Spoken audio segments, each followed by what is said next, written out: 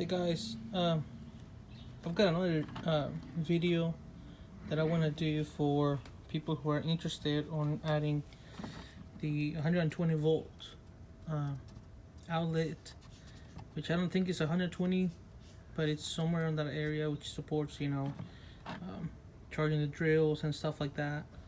But this time I'm going to do it on the back end of the center console, which in our trucks did not come equipped with. It only came equipped with just basically these options or this one. And most of them, they don't even have this one, so unless you have the RSE, which is the rear interchange system. And my truck did not came equipped with it, so I am already working on that. I just got my DVD player or Blu-ray program from WAMS, so I have to install this. My HMI is already programmed to play DVDs, but this one you have to get a program too. And then after that, we're gonna add this bad boy, which is going to be for my kiddos to be able to watch, their shows in the back. I already done this upgrade in a different truck and everything works out. The only thing that we are dealing with right now is trying to make these ones work, because our trucks did not come equipped with this feature. So in theory, Phil Gamboa and I were working on trying to make these ones work, or the HDMI to make it work. So in the meantime, I figure I need to add this one because I'm thinking about adding a Roku device or an Apple TV or something that will send the video input into this. So like I said, I'm working on adding this one, which I'm gonna do right now.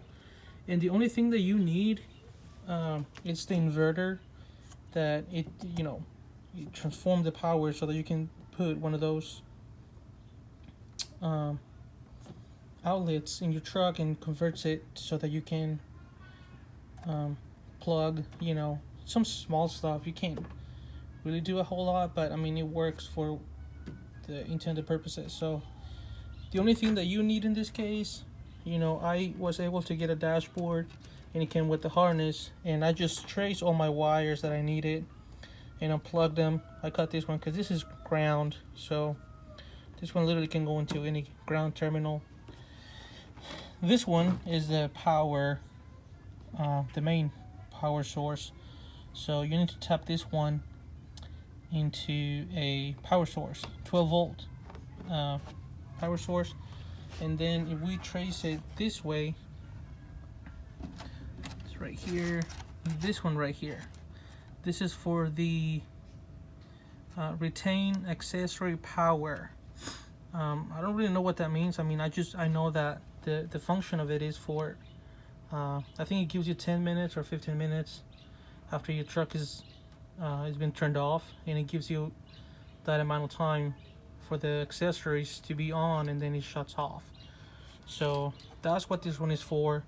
I tried to only install that one and the ground for this outlet, and the green light didn't come up and it wasn't working. So I don't know, I mean, you have to have this one attached to that so that it can work properly. Again, I already did it in a different truck. I'm gonna do it on mine now, so let's hope that this one will light up. By the way, I made this one because they don't sell it like this for the Tahoes and Yukons.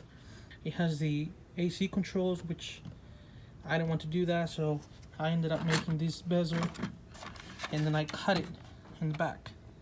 As you can see, there's a few gouges that I did with my Dremel, but I mean, it came out pretty good. I mean, I don't want to go too low or too high, so it's perfect. It's attached. I mean, it's not coming off.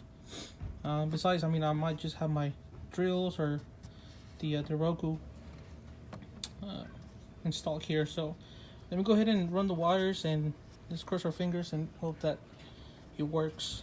The other thing you might want to look into is when you remove your the back part, this one actually pops up. You have a couple of screws, I believe they're T15s, and then it pops up. Don't try to pull this one this way. It actually pops up, so that way you try to avoid any damage. And here's another thing that you might look, and this is actually it's my poor job, but this one right here, I'm getting the power from this one, and it's just, you know, I gotta finish this up, but it's giving power to my power mat or wireless mat. So there's another source for your 12-volt power if you need it. I'm gonna see if I can try to attach this one to this one, just so that I can see if it works. If not, I'm gonna run it to another power source, but I'm gonna be taking this part off, you know, and putting the other one. Once this is done and hopefully it's working, I'm gonna have to cut a hole in here, and you can see it on my other videos that I already done it. So I'm gonna cut a hole in there with the flip down screen and pray for the best. Once again, my truck did not come equipped with the RSE. I don't have the reinterchange system, so let's hope that this one works, and then, you know, we can get all the benefits from the high trim trucks. So let me go ahead and start doing that, and then I can show you what, you know, how's coming along. Alright guys, I'm back here. So I have my truck on right now because it needs to be on so that this one can work. So just for now, like I said, you just need to power your positive and your ground, which I already have there. I'm using just, you know, the cigarette or the cigar lighter power and ground. I know it's not appropriate, but I'm just doing it just to test it. And then that purple wire that I showed you, it goes on that box, which is your retaining power for the accessories, which this is basically an accessory. So now let me see if I can try to put it on without shaking too much. But basically we're gonna get a green light. That means, you know, it's working. So there you go, everything's working. Once this one's green, that means it's fully powered.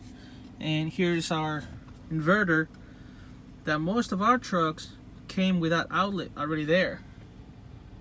So in my case, I'm gonna have 2 outlets or 2 inverters. I still need to find a place to install this one. I'm not sure where I'm gonna put it, but it says that it gets hot. It's not hot at all. I mean, it's just, I don't know if with time it does or not. So, but there you go guys. Everything is working. I need to install it properly and wire it up. But as you can see, let me try to do this one without moving too much. I don't want to. There you go, there's the other one. So it's working. So now I have 2 outlets that, you know, that are working, that I can power tools and my Roku once I put it in there. But yeah guys, so once I'm finished installing my DVD player, as you can see, my video icon is already there, which it should be able to play. It will be playing some DVDs for my kids. Once that's done, then we'll be able to enjoy Netflix in here, because our trucks are equipped with Wi-Fi or hotspot, on which that's all we need for the Roku. So I'm gonna take this off, this one right here, put the new one in, and once I'm able to do everything, I'm just doing it right now because I know a lot of people are interested in doing that. But as far as right now, I think I'm gonna wrap it up, and hopefully it's not too hard for you guys. I mean, I'm not a master electrician, but I'm just going by what power negative, and I traced these wires in the main dashboard, so I was able to figure out. And with Phil Gamboa's help, he told me where the pins are to unplug them in from and to plug them in. So after that, I mean, everything is pretty much everything is the same. I mean, power negative, and then that purple wire that is going down and plugging into that, I don't know if it's a junction box, I can't remember what it's called, but yeah, let me go ahead and show you. Sorry, I'm talking too much, but I'm a little bit excited about this one. So this purple wire is the one that is going to give you those 10-15 minutes after your truck is off. And you can see where I just right there, I just plugged it in for now so they can test it. Now I need to tap into that one. That's the white connector if you want to look for a reference. I don't know if it's called X5, X4. I believe that's X5 connector. And once that's done, then you're done. So hope you guys like it, and sorry my truck is dirty. I haven't cleaned it up in a while. So enjoy it.